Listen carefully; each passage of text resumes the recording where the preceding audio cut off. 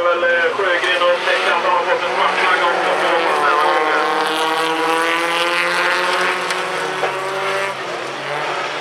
Uppförande då i storledningen sedan efter tredje stället så har vi Bergström andra klart.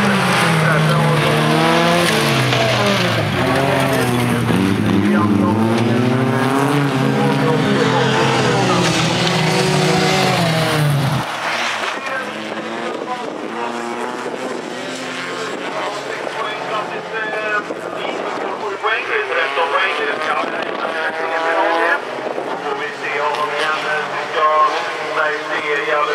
Mattias Sjögren en svart flagga då.